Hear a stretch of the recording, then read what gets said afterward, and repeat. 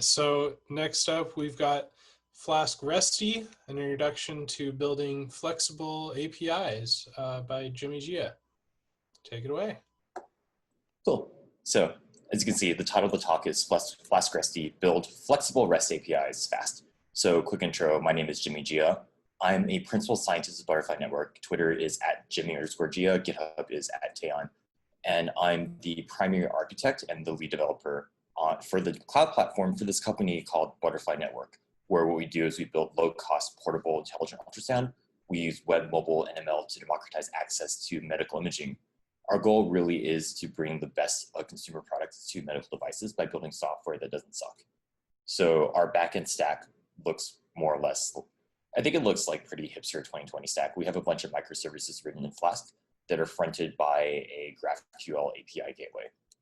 So we have a lot of, pretty much our entire backend is written in a set of Flask microservices. So what's the problem that we're trying to talk about here? When you're building any sort of web service, you often will need a lot of REST APIs to support everything that your users want. Citation required, but users need to do things. In general, a pattern you often see is that you have many APIs that deal with your own specific business logic, and those APIs tend to be just very customized. Like they'll do things that are very specific to what your business is, to what your business needs. But at the same time, you have a lot of commodity APIs that, for lack of a better descriptor, are sort of, they're very CRUD-like. They do things like the standard like create, retrieve, update, delete operations. For example, things like user management, things like peripheral bits of system access that don't necessarily have a lot of custom logic, but you still need to do them. Like they're the things where if you don't have these, then your users don't have a usable service. So if you take a quick, so here I am building this out from scratch in like 2014, 2015. And the question is, what's actually out there in terms of the framework, in terms of options for building REST APIs in Flask? Like what motivated me to like write my own, to write our own like Flask library. And what we found was you could sort of divide up the APIs, the sort of libraries for building REST APIs, into two broad categories. And I'm not going to name names, but like one category are these libraries that I'll call the quote flexible libraries. And they tend to be fairly lightweight glue around ORMs and serialization. So think like a library that lets you, and I'm sure you've all seen these, but like let's say a library lets you take more or less a Flask view and in some way like attach some sort of serializer, be it marshmallow or something else, have some concept of like taking in structured data, maybe talking to the ORM a little bit. But what these libraries tend to lack is they don't really have any sort of unified concept. They tend not to have, this idea of like unified concepts of resources. They tend to treat different views. They tend to treat like each view or endpoint somewhat separately. And there's a fairly limited amount of structure to views. So you can do whatever you want, but it's not always the most structured unless you build your own structure on top of it. And they don't necessarily make it easy to build like things that are simple or common. The other kind of library I'll refer to as the quote fast unquote libraries. So what these do is you might do something like start with a SQLAlchemy model, start with a schema maybe from Marshmallow, and they'll tend to put a lot of effort into auto-generating like HTTP methods. They'll do things like make it easy to do simple tasks like add filters, like add the standard things that you need for CRUD. But the flip side is they often have limits to how much you can easily customize behavior. Like you can imagine, like I'm sure you can think of maybe a couple examples of libraries that make it very easy to spin up a simple CRUD API, but then have like somewhat awkward extensions to building the kinds of more customized logic. So what's our goal here? The first goal is to shamelessly steal from Django REST framework, which I think gets a lot of the high-level API decisions correct, in the sense that we want to have a library that makes it easy to build CRUD APIs by giving you simple helpers for building them. But we also want to make it as seamless as possible to extend to APIs that are more customized. So the goal is to have some sort of lightweight structure that enables consistency, to be opinionated, but still to be flexible. And the way we're going to do this is we're going to look at what I think of as the idea of like layered abstractions. So we're going to go into a quick demo or a quick live example walkthrough. So here is my basic application. So have some imports, set up, if you're used to this, using Flask-RESTy, set up a database, do a little bit of boilerplate, set up a simple SQLAlchemy model, set up a purely straightforward, my columns are ID, serial number created by SKU, color size. If you're not familiar with, if familiar with Marshmallow, this is using Marshmallow SQLAlchemy, which just provides a nice way to auto-generate column field types based on columns. There's also alternatives there, for example, to completely auto-generate the schema based on like what's in your model, which is even less boilerplatey. But let's just start from there. So we have our SQLAlchemy model. We have our Marshmallow schema. And I'm going to define like what in this scheme is. This should be fairly familiar if you're used to dealing with Flask method views, but this is essentially a base view, or you can call this a controller that just binds together the model and the schema. And then we'll define a list view that defines just very standard get and post HTTP methods in the standard, like this is literally a Flask method view where you define a get method and a post method. And then we'll define a detailed view with, again, fairly standard get, patch, and delete methods. What these will do is Flask-RESTy provides an abstraction called a generic model view, where this lets you implement the simple CRUD methods in a very straightforward, like really one-liner way. Self.list, self.create, self.retrieve, self.update, self.destroy. And then what we'll do is we'll call this method that will bind them to our app as a single resource. So what does this enable? Let's take a look at what this actually does. So I'm pulling up Insomnia, and here you can see I've defined my API rooted under API/v1. I've defined a path called widgets. So now if I hit the list view, I call get, great, here is my list of widgets. These are all the widgets that I've just conveniently pre-populated to my database.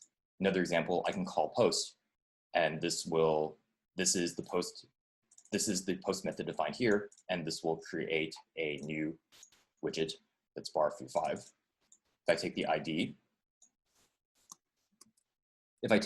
I can instead then get this widget ID. So great. So we have like all the standard things in a very basic CRUD API. Not maybe the most not like the most fancy thing ever, but like it's a way to build a CRUD API that's comparable to what I would refer to as the fast REST APIs. Now let's try to extend this a little bit.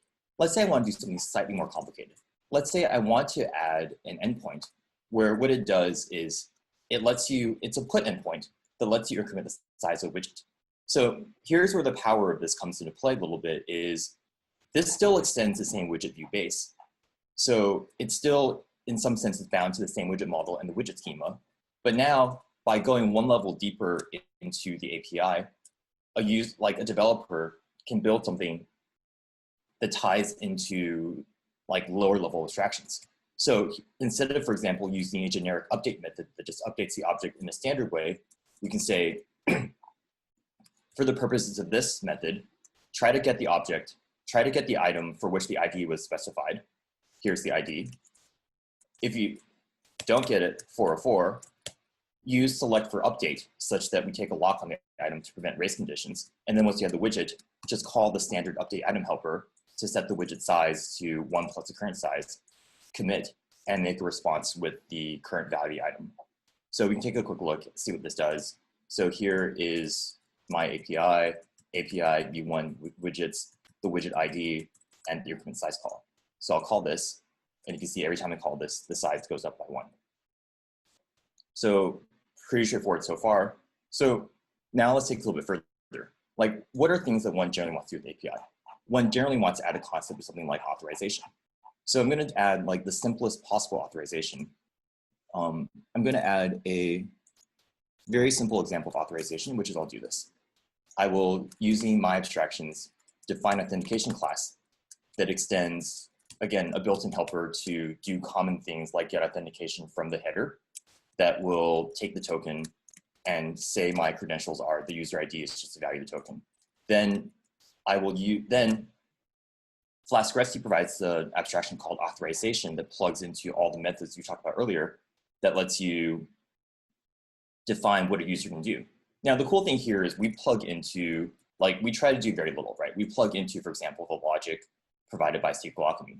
So on the read side, the authentication is just a filter on the SQLAlchemy query. On the write side, it's just a simple bit of Python saying like, okay, whatever. So here what we do is we say the user ID is what's in the token. when we try to do a read, we'll just filter down to items where the created by is equal to the user ID from the token here. If you try to modify, the item isn't actually your user ID, then we won't let you do it. So great, let me do this. Let me actually enable these.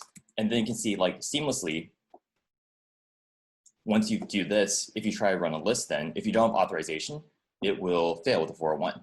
But if you add authorization, if I say authorize myself to Bob, then you'll see if I run this, this will just give you all of Bob's items. If I set my authorization to Alice, it will give you all of Alice's items.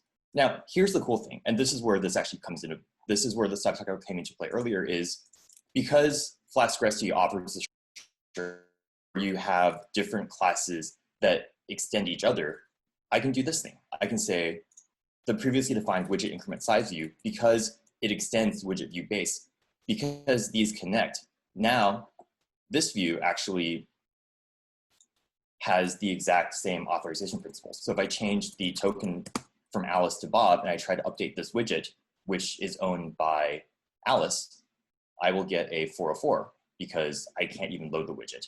And likewise, if I could hit this branch, which I could actually. So for example, if I set this branch to bear token, set the token to Alice, and I try to create a widget that's created by Bob, you'll see that this will fail with a 403 because the cool thing is by defining this in one place, I've centralized the concept of like, how do I do authentication or authorization on this object in a way that creates a unified controller that can then be used for any number of views that do any number of like potentially more complex things. Let's go a little bit further.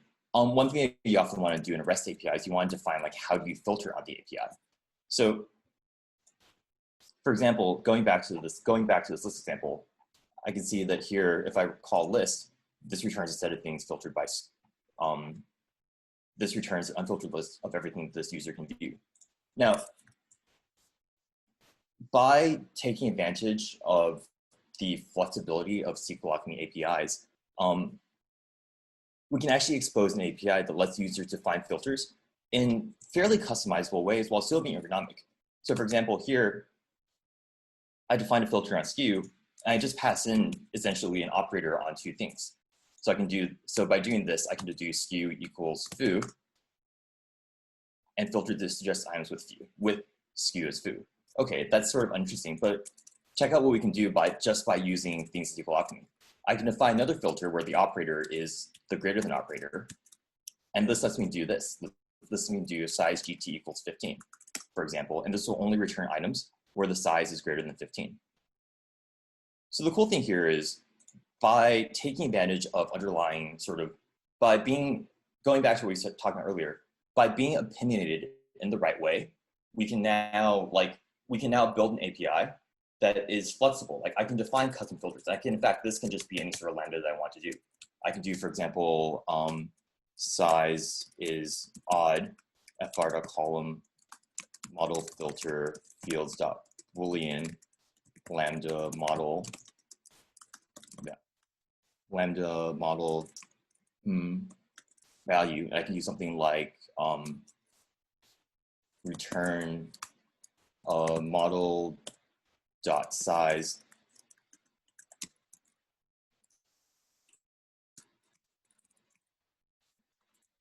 I can, for example, do this. And then what I can do here is I can do like size is odd equals, and this will return only the things with odd sizes. So by contrast, I can use size even equals true, or save size is even equals to true, and get just as things with even sizes. For apparently there aren't any. Let me just make one with even size. With an even size, okay, that didn't quite work. So that's the goal here. Is it's possible to using SQLAlchemy, by using this kind of community approach, lets us actually build things that are more flexible. Let's explore a couple other things we can do.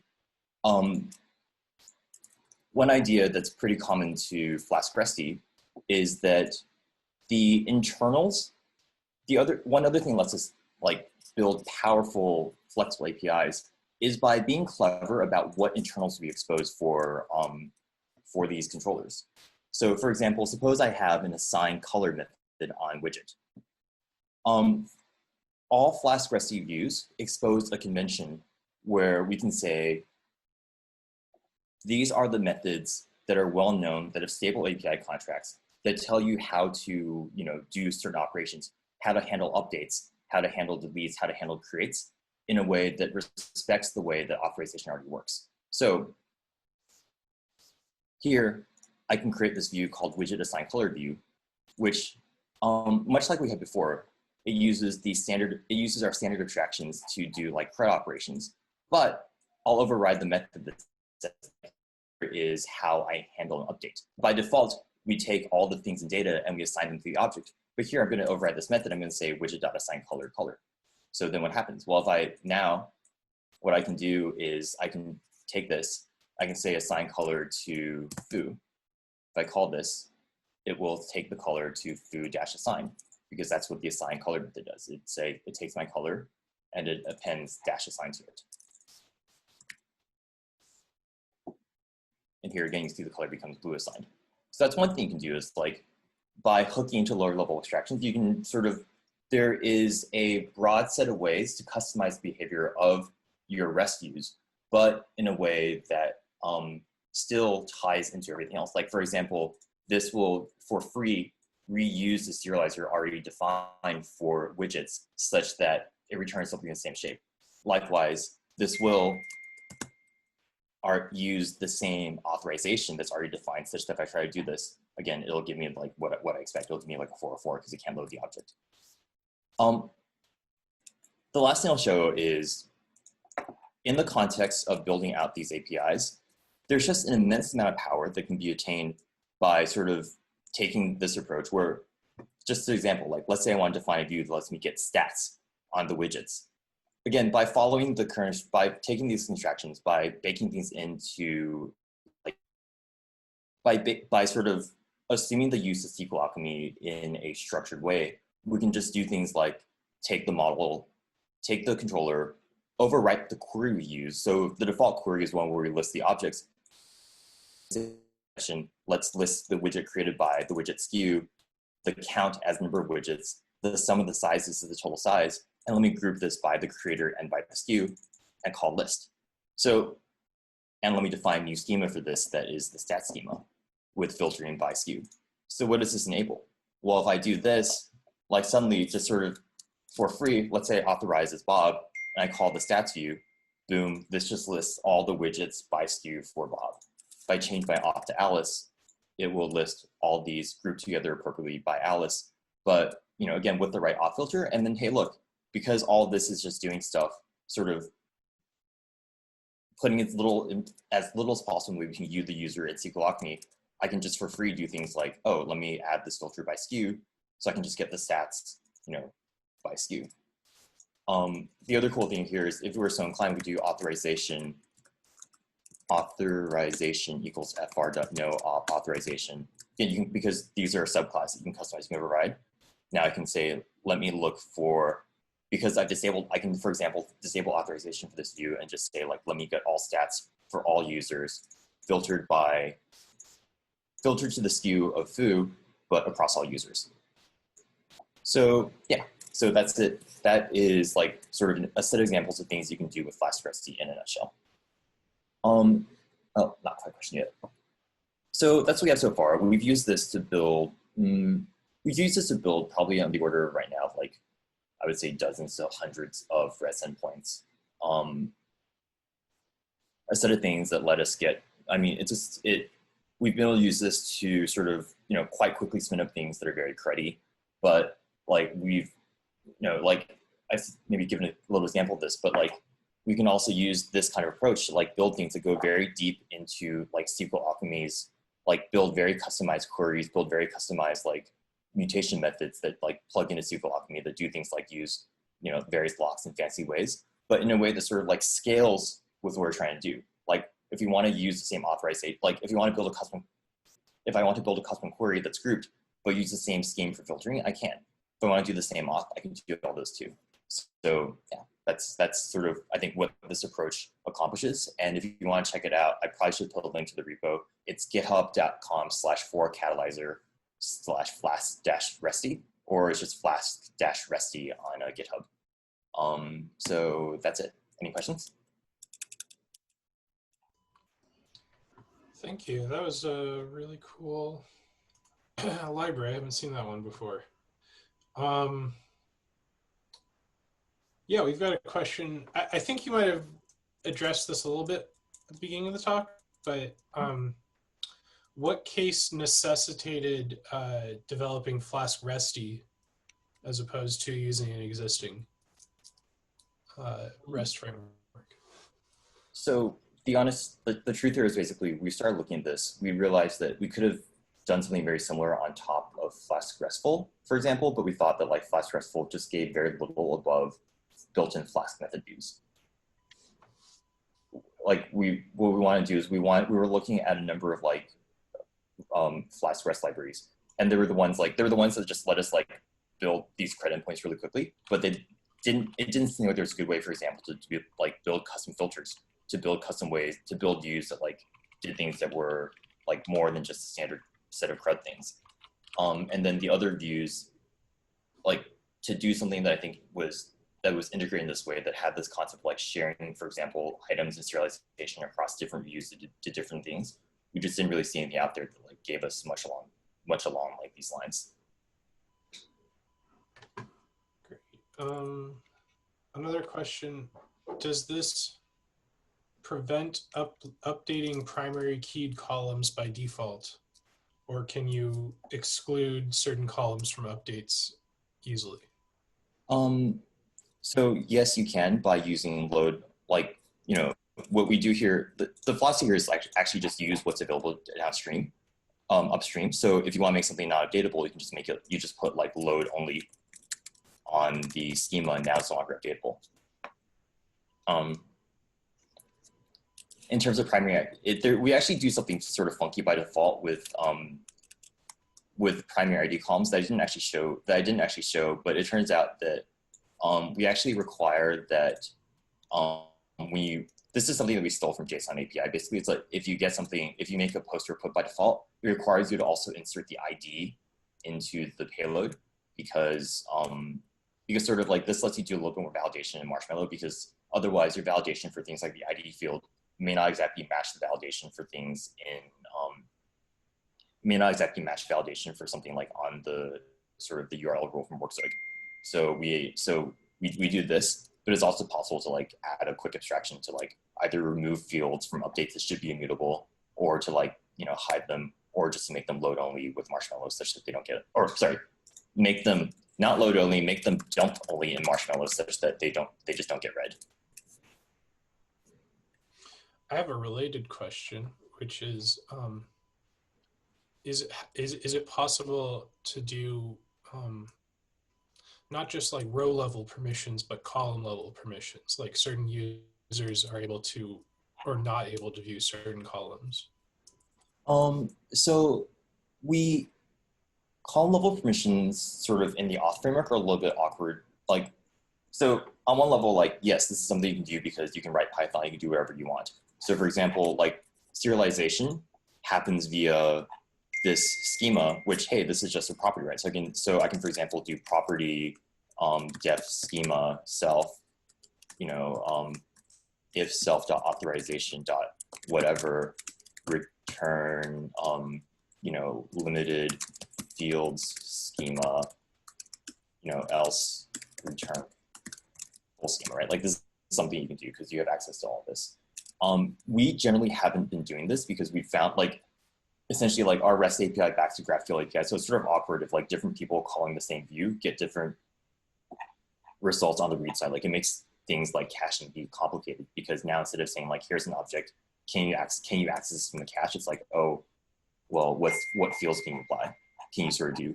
The other thing that we have in the authorization thing, which I didn't quite show, is you can define an authorization method called authorize update item that takes the item and the data. So then you can say like, you know, if not self.get request credentials, you know, is admin and sensitive field in data, you can do like raise.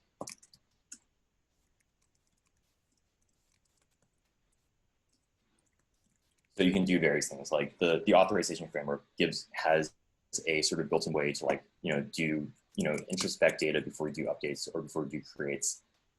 But in the end, like I think by doing this, like you can just call into, like you can build abstractions that let you just customize behavior how you want. And that was literally one of our goals, was like we wanted to be able to let you just like we wanted to let you override the behavior of the existing views such that you customize things. Another example, something we do, for example, was we use often this thing called like soft delete mixin, where what it does is we just take like def delete item raw and replace this with return self dot update item raw item at something like that. So the goal is just like by letting you sort of hook in behavior, you can just update things however you want. Oh, awesome. That's really powerful. I like it. Cool. So that's all the time we have for questions. Thank you everybody for watching. Thank you, Jimmy, for presenting. Thanks for having me. Yeah.